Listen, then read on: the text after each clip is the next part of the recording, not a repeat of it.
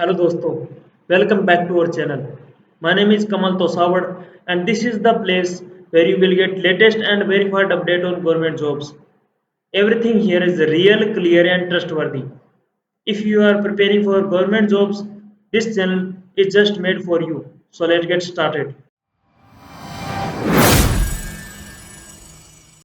Hello दोस्तों, मेरा नाम है कमल तोसावड़ और आज के नए वीडियो में हम बात करते हैं SGPGI की, यानी Sanjay Gandhi post graduate institute of medical science की, जिसमें 1479 वैकेंसीज रिलीज की गई है और उसमें टोटल 1200 पोस्ट तो नर्सिंग ऑफिसर की है और बाकी वेरियस पोस्ट पे वैकेंसीज निकाली गई है। तो अब हम बढ़ते हैं इसके डिटेल नोटिफिकेशन की तरफ, जिसकी जो SGPGI की वेबसाइट आप चेक कर सकते हो। और Sanjay Gandhi post graduate institute of medical science Uttar Pradesh based है और मेडिकल केयर, एजुकेशनल और रिसर्च में ये हाईएस्ट ऑर्डर में है। और इसके लिए जो पोस्ट है वो नर्सिंग ऑफिसर के लिए 1200 और लेवल 7 का पे स्केल, और जूनियर अकाउंट्स ऑफिसर के लिए 6 पोस्ट लेवल 6 का पे scale, technical officer CWS biomedical के लिए 1 पोस्ट लेवल 6 का पे स्केल, और न्यूक्लियर मेडिसिन टेक्नोलॉजिस्ट के लिए 7 पोस्ट लेवल 5 का पे स्केल, स्टोर कीपर के लिए 22 वैकेंसीज और लेवल 6 का पे स्केल, और मेडिकल सोशल सर्विस ऑफिसर के लिए ग्रेड सेकंड के लिए 2 वैकेंसी और लेवल 6 का पे स्केल, और सीनियर एडमिनिस्ट्रेटिव असिस्टेंट के लिए 32 वैकेंसीज और लेवल 4 का पे स्केल रहने वाला है। स्टेनोग्राफर के लिए 64 वैकेंसीज और लेवल 4 का पे स्केल रहने वाला है। CSSD असिस्टेंट के लिए 20 वैकेंसीज लेवल 4 का पे स्केल, और ड्राफ्टमैन के लिए 1 वैकेंसी लेवल 4 का पे स्केल, और हॉस्पिटल अटेंडेंट के लिए ग्रेड सेकंड के लिए 43 वैकेंसीज लेवल 1 के लिए, और ये डी कैटेगरी में डी ग्रुप में है। और उसके जो आगे आप डिटेल में चेक करेंगे, इसको आप ध्यान में रखिए। और OT असिस्टेंट के लिए 81 वैकेंसीज लेवल 5 के पे स्केल के लिए, और जनरल इंस्ट्रक्शन आप पढ़ सकते हो, कोई भी आप चेक कर सकते हो। और एप्लीकेशन फीस इसके लिए UR के लिए 1000 रुपये और 180 रुपये यानी 18% GST लगाकर 1180, OBC EWS के लिए भी 1180 और SC ST के लिए 708 रुपये है। रिजर्वेशन इसमें EWS सर्टिफिकेशन 2025-26 का होना चाहिए, इनकम ऑफ फाइनेंशियल ईयर 2024-25 के लिए, और अदर कैटेगरी वाइज रिजर्वेशन है। और हॉरिजॉन्टल रिजर्वेशन इसमें वर्टिकल तो दिया हुआ है, SC के लिए 21, ST के लिए 2, OBC के लिए 27% और EWS के लिए 10%। हॉरिजॉन्टल रिजर्वेशन इसीलिए दिव्यांगजन के लिए 4%, एक्स सर्विसमैन के लिए 5%, डिपेंडेंट्स ऑफ फ्रीडम फाइटर्स के लिए 2% और फीमेल जेंडर के लिए 20% का रिजर्वेशन है। एज इसके लिए 1 जनवरी 2025 के अकॉर्डिंग 18 साल और 40 साल के बीच में होना चाहिए, और जिनका बोर्न है। दिव्यांगजन, डिसेबल्ड, हैंडीकैप्ड कैंडिडेट्स के लिए एज रिलैक्सेशन है वो मैक्सिमम पीरियड 15 साल का, और क्वालिफिकेशन और एक्सपीरियंस इसके लिए 1 जनवरी 2025 के अकॉर्डिंग होना चाहिए। नर्सिंग ऑफिसर के लिए BSc nursing from Indian nursing council के द्वारा,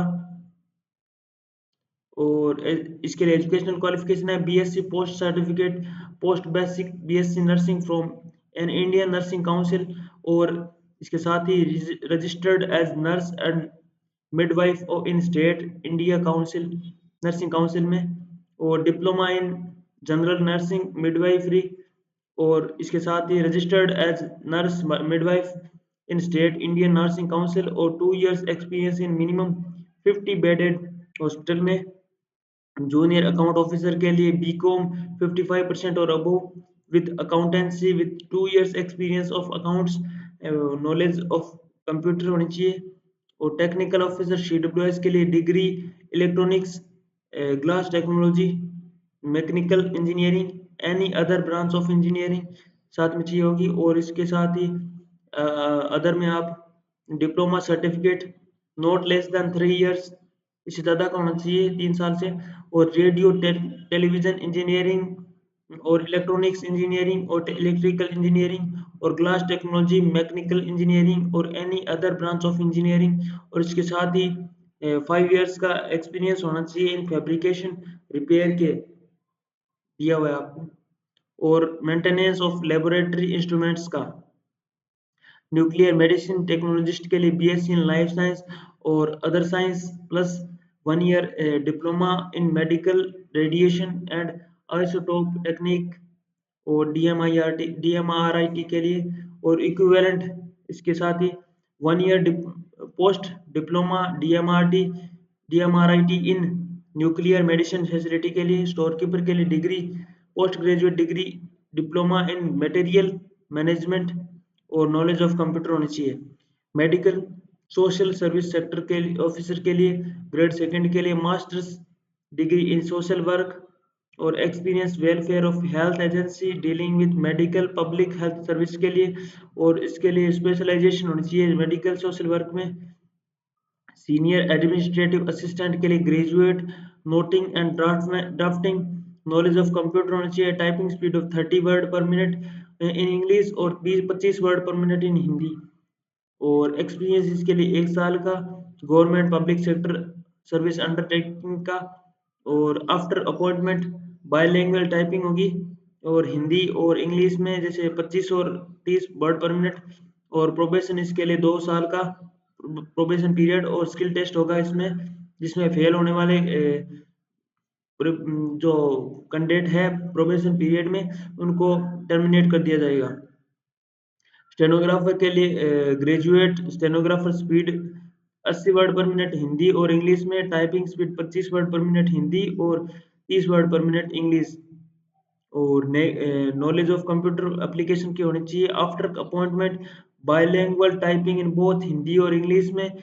और इसकी स्पीड है 25 और 30 वर्ड पर मिनट हिंदी और इंग्लिश के लिए।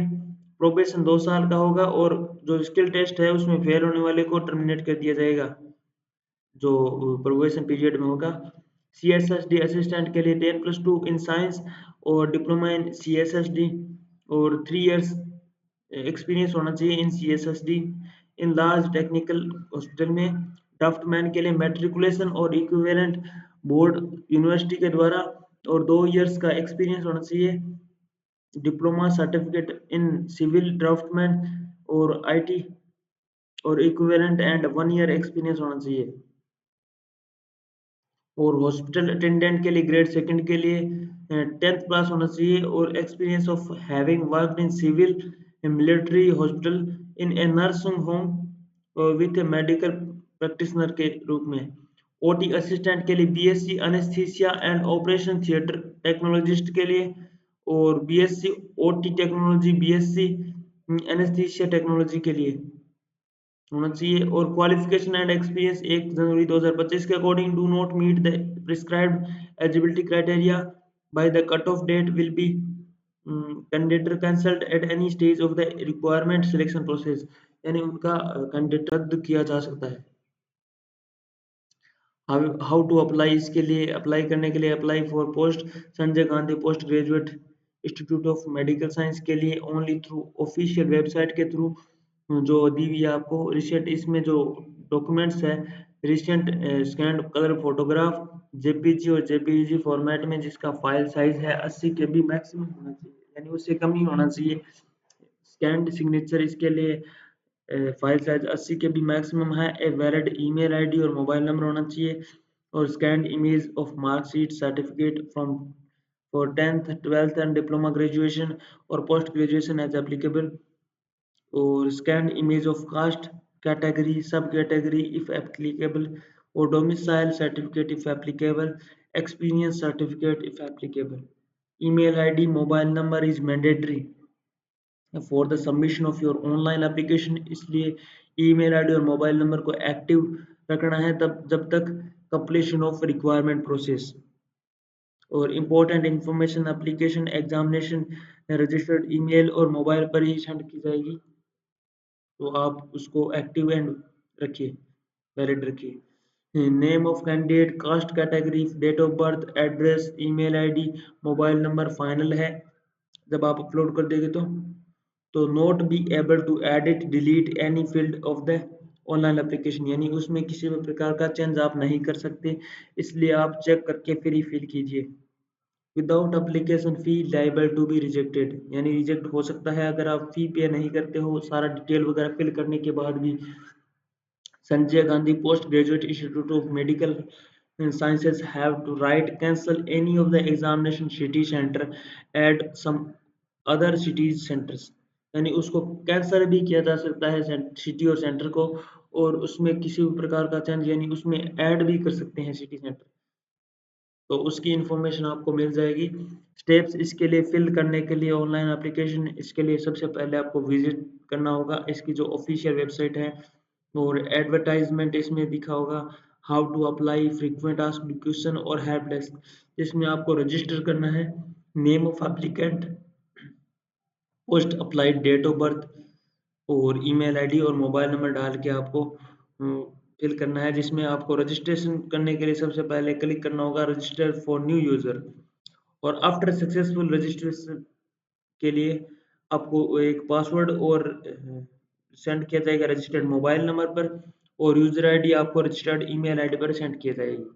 और application form candidate can log out, अगर आप लॉग आउट करना चाहते हैं लॉग आउट कर सकते हैं, और एप्लीकेशन फॉर्म फिल करने चाहते हैं तो click sign in for existing user के लिए, और यूजर आईडी और पासवर्ड उसमें डाल के और आप लॉग इन कर सकते हैं, जिसमें आपको personal detail, communication detail, qualification detail और डॉक्यूमेंट अपलोड करने होंगे, और बाद में पेमेंट करनी होगी।